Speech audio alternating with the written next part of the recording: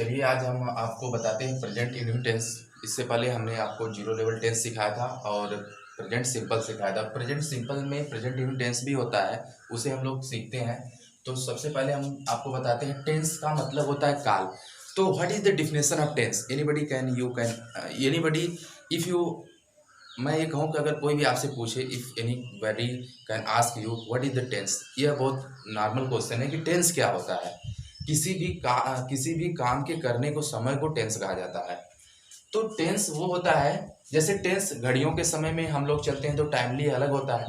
यह टेंस ये बताता है कि हम किस स्थिति में हैं, किस सिचुएशन में हैं। ये सब न ज़्यादा समझाते हुए मैं आपको अपने मेन काम पे आते हैं। तो हम आपको बताएंगे टेंस होते हैं वैसे तीन होते हैं, प्रेजेंट, पास्ट, फ्यूचर। हम लोग प्रेजेंट इंडेफिनिट टेंस की बात कर रहे हैं। PRESENT, प्रेजेंट इंडेफिनिट, INDEFINITE,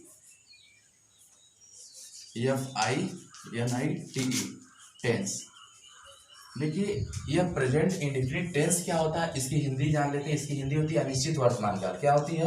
अनिश्चित वर्तमान काल इसकी हिंदी होती है। अनिश्चित वर्तमान काल इसकी हिंदी अनिश्चित वर्तमान काल होती है। अच्छा, अनिश्चित का मतलब जिसका कुछ निश्चित न हो, जिसका कोई समय निश्चित न हो। जैसे वह पढ़ता है, वह खाता है, वह जाता है। जैसे मान लीजिए कोई भी एक सेंटेंस लीजिए, जैसे वह पढ़ता है, वह क्या होता है? वह पढ़ता है, वह पढ़ता है। जैसा हम नॉर्मल स्कूल में सिखाते हैं टीचर, वैसे ही हम आपको सिखाएंगे ताकि आपको लगे नहीं कुछ अलग ही बता रहे हैं। हाँ, टेंस ही वही है, बस वही जो आप सीखते हैं। जैसे वह पढ़ता है, तो जानते हैं क्या है इसकी सबसे बड़ी बात है कि अब देखिए अनिश्चित की मैं बात किया था। वह पढ़ता है, इसका निश्चित तो नहीं है कब से पढ़ता है। पढ़ता तो वह है, सब्जेक्ट तो वह है। वह की जगह आप लिख सकते हैं राम पढ़ता है। किसी का नाम अगर देना चाहे तो राम है। और ये वह क्या है, यह राम के लिए यूज हुआ है, यानी इस राम जो है वह कहता है, और इसके स्थान पे जो यह आया है वह हुआ। अगर लड़की रहेगा तो वह ही आएगा, लेकिन यहाँ पे ही इंग्लिश में ही बनेगा, और इंग्लिश में ही और सी बनेगा। स्त्री के लिए सी अर्थात गर्ल के लिए सी, और बालक के लिए वह होता है तो उसकी स्पेलिंग ही होती है। तो इसकी पहचान जानने से पहले मैं अनिश्चित एक बार और दोहरा दूं। अनिश्चित देखिए, निश्चित नहीं वह पढ़ता है, राम पढ़ता है। नहीं, राम कब से पढ़ता, कहाँ पढ़ता, कैसे पढ़ता है, ये सारी चीजें अनिश्चित चीजें हैं, जो है कुछ निश्चित नहीं है। तो इस चीज की सबसे पहले इसको बनाया कैसे जाए, इसको बनाने के लिए आपको हमारी सारी वीडियोस देखनी होगी, क्योंकि आपको डेली वीडियोस मिलेंगी और अरविंद सर के साथ में भी आपको सीखना होगा। तो अनिश्चित वर्तमान काल में मैं बताऊंगा आपको कि सबसे पहले देखिए अनिश्चित वर्तमान काल होता क्या है, इसकी पहचान क्या होती है, प्रूफ जिसको हम लोग जानते हैं, इसकी पहचान क्या होती है। पहचान जानना बहुत जरूरी है, आप लोग यही जानोगे। देखिए सिंपल मेथड से मैं आपको बता रहा हूँ, कोई ये नहीं है हवाई नहीं, आपको समझ में आए। तो पहचान इसकी क्या होती है, जिस हिंदी वाक्य अंत में, इंग्लिश वाक्य के अंत में नहीं, हिंदी वाक्य के अंत में, ध्यान देंगे, जिस हिंदी आप लिख सकते हैं या मेरी बातों को सुन के लिख लेंगे अपनी नोटबुक बना करके। जिस हिंदी वाक्य के अंत में, जिस हिंदी वाक्य के अंत में ता है, ती है, आगे और भी आपको मिलेगा, इससे भी हार्ड लेवल का मैं बचाऊंगा। ता है, ती है, ते है, आप जानते रहिए, मेरी बातों को सुन लीजिएगा, लिखने में समय नहीं नष्ट करूंगा मैं। ता है, ती है, ते है आदि शब्द पाया जाए, वहां पे वह प्रेजेंट इंडेफिनिट टेंस होता है। जैसे यहाँ पे देखिए ता मिला है, क्योंकि यह पढ़ता भी तो एक शब्द है, और यह देखिए होता क्या है। अगर आप इस शब्द क्या होता है, अक्षर क्या होता है, ये सारी चीजें सीखना है तो भी आपको देखना होगा। जैसे अगर मान लीजिए ये देखिए पूरा सेंटेंस है, इस सेंटेंस के अंत में ता है आया है, दोनों में ता आया है। आगे सेंटेंस और भी बनेगा ती ते भी आएगा, जैसे बहुवचन वाला रहेगा, जैसे वे पढ़ते हैं तो ते हैं। तो ये सारी चीजें देखिए प्रेजेंट इंडेफिनिट टेंस का पहचान करा रही है। तो इसको बनाया कैसे जाए, दो ही चीज मैं आपको बताऊंगा। इसके बाद आपको निगेटिव बताऊंगा, इंटरोगेटिव बताऊंगा, और यस या यस कहाँ पे लगता है वो चीजें होता है। यस या यस जानने के लिए भी आपको मैं बताऊंगा। पहले इसे मैं आपको समझाता हूँ। वह पढ़ता है, इसका अनुवाद कैसे होगा देख लेते हैं। तो सबसे पहले इसमें स्ट्रक्चर आपको सीखनी होनी चाहिए। प्रूफ जान गए, पहचान जान गए, विधि जान गए। विधि का मतलब होता है फार्मूला। विधि क्या होता है, विधि में जानिए, बस इतना विधि नोट करते जाएंगे। विधि क्या होती है, विधि ये होती है कि इसमें होता है दोस्तों, ही होता है आपका, सी होता है इट। यह सिंगुलर नंबर, इंग्लिश में दो वचन होते हैं, सिंगुलर और प्लूरल। सिंगुलर मतलब एक वचन, और प्लूरल PLURAL होता है, प्लूरल मतलब बहुवचन। तो इंग्लिश में दो ही वचन होते हैं, ध्यान देंगे आप लोग। तो एक वचन के साथ में यानी ही सी इट एक वचन के साथ में वर्ब यानी वर्ब V1 हम लिख रहे हैं, वर्ब की फर्स्ट फॉर्म के साथ में यस या यस जुड़ता है, वर्ब की फर्स्ट फॉर्म के साथ में यस या यस जुड़ता है, मतलब यस जुड़ेगा यस जुड़ेगा। सवाल अब यह उत्पन्न होता है कि यस कहाँ जोड़े यस कहाँ जोड़े। उसको सीखने के लिए भी आपको यहाँ पे हम आपको जैसे उसको भी हम आपको बताते हैं। जैसे ये एक वचन हो गया, दूसरा बहुवचन के लिए जैसे बहुवचन कितने होते हैं आप याद रखेंगे, यही चीज आपको याद रखना होगा। आई होता है, वी होता है, यू होता है आपका, और एक होता है दे। ये सारे आपके बहुवचन होते हैं, आई होता है, वी होता है, यू होता है, दे, ये सब बहुवचन। इनके साथ में यस या यस नहीं आएगा, इनके साथ में यस या यस कुछ भी नहीं आएगा। लेकिन हाँ, इसमें वर्ब की फर्स्ट फॉर्म आएगी। इसकी स्ट्रक्चर मैं आपको लिख करके बताऊंगा, तुरंत अभी बताऊंगा। और यस या यस का भी मैं प्रयोग बताऊंगा। वैसे यस या यस का प्रयोग अलग से भी मैं आपको अलग से वीडियो में बताऊंगा, है भी मेरी वीडियो में, आप देख सकते हैं। अरविंद सर भी पढ़ाए हैं यस या यस का प्रयोग, उनकी भी वीडियो आप लोग वॉच करिएगा। मेरे ही चैनल एजुकेशन ऑफ इंग्लिश पे ही आपको मिलेंगी। तो उसमें क्या होता है, ईएस का एक यहाँ पे सैंपल हम बना लेते हैं मित्र आपको, फिर मैं आपको उस चीज को बता रहा हूँ। उसके साथ में हम लोगों के साथ में क्या क्या प्रयोग किया जाता है, जैसा कि आप जानते हैं जड उसमें होता है, ओ ये वो है, और जड, और यस एच होता है, और क्या होता है सी एच होता है, यक्स होता है, ओ एक्स भी होता है, एस एस होता है, डबल एस भी होता है। तो ये सारी चीजें रहती हैं, वो होता है, जड होता है, यस होता है, एस एच होता है, सी एच होता है, यक्स होता है। तो ये सारी मतलब इन सारी चीजों के साथ में हमारा यस जुड़ता है। कैसे जुड़ता है, चलिए इसे किया जाए, विधि को आप नोट कर लेंगे। तो ये सारी चीजें हैं, जैसे देखिए वह पढ़ता है, इसकी स्ट्रक्चर पहले हम लोग जानते हैं। स्ट्रक्चर लिखने के लिए मैं आपको इधर मिटा दे रहा हूँ ताकि स्ट्रक्चर आपको आपके सामने रहे। स्ट्रक्चर क्या होती है फ्रेंड्स, पहली तो हम लोग देखिए सेंटेंस के साथ में, सेंटेंस वैसे होते हैं 5 प्रकार के, सभी लोग नॉर्मली 3 प्रकार बताते हैं, मैं आपको 5 प्रकार सिखाऊंगा। तो सबसे पहले अफर्मेटिव सेंटेंस आता है। अफर्मेटिव सेंटेंस का मतलब होता है सकारात्मक बात, सकारात्मक जिसमें सही बातें हो। जैसे इसमें जैसे वह पढ़ता है, मित्र बता रहा हूँ, वह पढ़ता है, ठीक ना।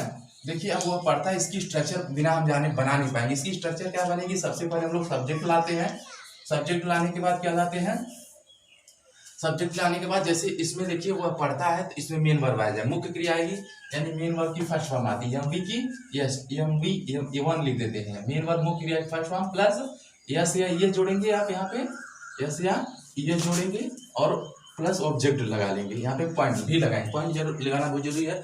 ये subject plus main verb first form plus yes या यस प्लस ऑब्जेक्ट। अब देखिए वह पढ़ता है, तो वह क्या है, सब्जेक्ट है, हमेशा सब्जेक्ट शुरू में आता है, और क्रिया जो है वाक्य के अंत में क्रिया आती है, और उसके भी अंत में जो होती है, वाक्य के अंत में मुख्य क्रिया आती है, उसके सबसे अंत में जो होती है, आप सभी लोग जानते हैं हेल्पिंग वर्ब होता है, हेल्पिंग वर्ब इजेमार होता ही है। चलिए वह पढ़ता है, तो सब्जेक्ट क्या हुआ, ही, मतलब वह ही होता है, ही माने वह होता है। अच्छा लड़का, इसलिए हम लोग ही लगाएंगे, अगर लड़की रहती तो सी लगाते हैं। तो ये चीजें आपको जानना होगा जब आपका शुरुआत है, तो ही। अब पढ़ता किसके मीन्स होता है, रीड मीन्स पढ़ता होता है, RED।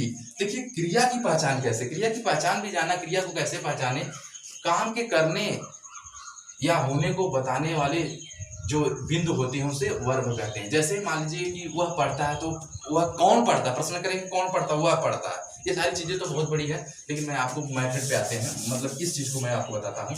तो वह पढ़ता है, ही रीड। अब देखिए यहाँ पे कैसे हम जाने यस लगाएं कि यस लगाएं, इसमें भी बहुत बड़ी मतलब हम लोगों के साथ में देखिए दिक्कत आती है। तो देखिए इसमें फ्रेंड्स देखिए क्या होता है, रीड मीन्स होता है, रीड एक क्रिया है, रीड माने करना, मतलब किसी काम को पढ़ने, काम को करने को बता रही है, क्रिया बता रही है कि वो पढ़ने का कार्य कर रहा है, तो रीड हुआ। तो देखिए इसके इस वाक्य मतलब इस जो ये रीड जो क्रिया के अंत में डी आया, डी चूंकि हमारा क्या है, व्यंजन है ना, इंग्लिश में क्या हम जानते हैं व्यंजन कॉन्सोनेंट्स है।